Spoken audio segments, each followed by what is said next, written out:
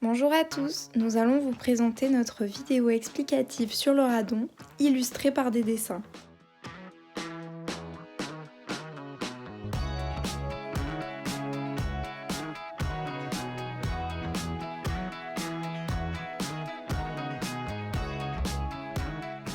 Le radon est un gaz radioactif naturel libéré par la désintégration radioactive de l'uranium présent naturellement dans le sol. Il est inodore, incolore et présent partout, surtout dans les sous-sols granitiques et volcaniques. Depuis le sous-sol, le radon remonte à la surface par les galeries souterraines et les pores du sol. À l'air libre, le radon est dilué. Mais dans l'atmosphère plus confinée d'un bâtiment ou d'une maison, il peut s'accumuler et atteindre des concentrations élevées. Le radon s'accumule dans des endroits clos et peu ventilés, comme les caves ou les vides sanitaires. Il pénètre dans la partie habitée par les fissures de l'interface sol-bâti, les passages de réseaux de chauffage et de réseaux d'eau, les portes d'accès au sous-sol et les trappes techniques. Lorsqu'il est inhalé durant une longue période, le radon est un facteur de risque reconnu dans le cancer du poumon. Le Centre international de recherche sur le cancer, autrement dit CIRC, classe le radon comme cancérigène certain pour le poumon en 1987. En France, le radon est la seconde cause du cancer du poumon, environ 1200 décès par an, derrière le tabagisme. La combinaison du radon et du tabac augmente le risque. Il se mesure l'hiver quand les bâtiments sont plus confinés et pendant 2 mois. Sa mesure peut être réalisée directement par l'occupant en se procurant un dosimètre ou en faisant appel à une entreprise spécialisée. L'unité est le becquerel par mètre cube d'air.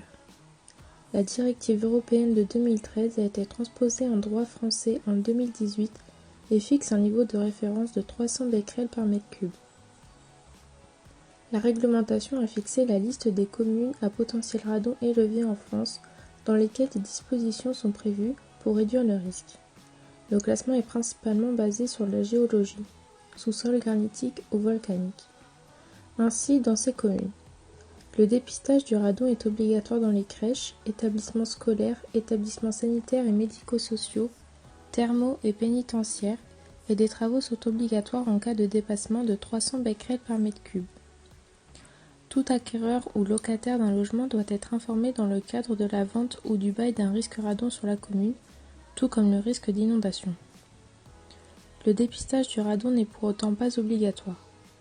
Mesurer la concentration de radon dans l'air intérieur de sa maison. On peut le faire par soi-même en achetant des détecteurs passifs qui le mesurent. Un détecteur coûte environ 20 € et se pose au niveau les plus bas occupés. Une fois le détecteur laissé en place, on attend 2 mois suivant la période et on le retourne au laboratoire pour l'analyse. Pour réduire les concentrations de radon dans un bâtiment, il existe des techniques, le plus souvent complémentaires, visant à limiter son entrée par une bonne étanchéité et à évacuer par la ventilation. L'étanchéité en calmatant les fissures au niveau du plancher et les passages de canalisation. Le drainage par mise en dépression du sous-sol pour évacuer le radon à l'extérieur du bâtiment. Vérifier et entretenir les systèmes de ventilation installés et ne pas obstruer les entrées et les sorties d'air. Dans le cadre de travaux de rénovation énergétique, veuillez au maintien d'une bonne qualité de l'air intérieur, au-delà de 1000 becquerels par mètre carré. La ventilation naturelle ou mécanique adaptée permettant de renouveler l'air dans le bâtiment. Dans tous les cas, il convient d'aérer 10 minutes par jour, été comme hiver, en ouvrant les fenêtres. Renouveler l'air dans un bâtiment est très important pour évacuer le radon, mais aussi les autres polluants tels que ceux issus de produits d'entretien et de bricolage ou des matériaux de construction et d'aménagement. Le radon peut se déposer le long des voies respiratoires et les contaminer. Leur rayonnement au contact des cellules bronchiques ont une énergie qui altère les molécules d'ADN.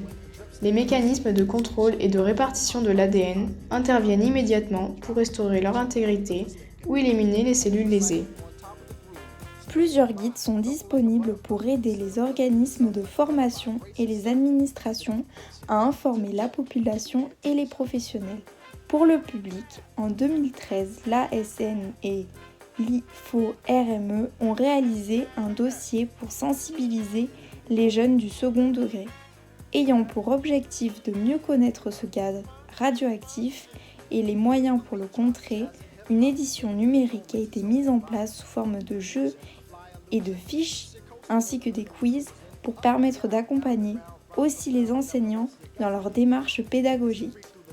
Pour les professionnels, un guide pratique pour la prévention du risque radon remplace l'ancien guide de 2017 qui est à destination des employeurs pour la gestion du risque radon, devenu caduc avec l'entrée en vigueur du décret numéro 2018-437 du 4 juin 2018 relatif à la protection des travailleurs contre les risques dus au rayonnement ionisant. Transposant la directive 2015-59 Euratom fixant les normes de la base relatifs à la protection sanitaire contre les dangers résultant de l'exposition au rayonnement ionisant. Questionnement professionnel. En quoi la pollution au radon peut être néfaste pour la santé ? En quoi l'exposition au radon peut induire un dysfonctionnement des poumons ? Et en quoi il est important de connaître les symptômes d'une exposition au radon lors d'un soin à domicile.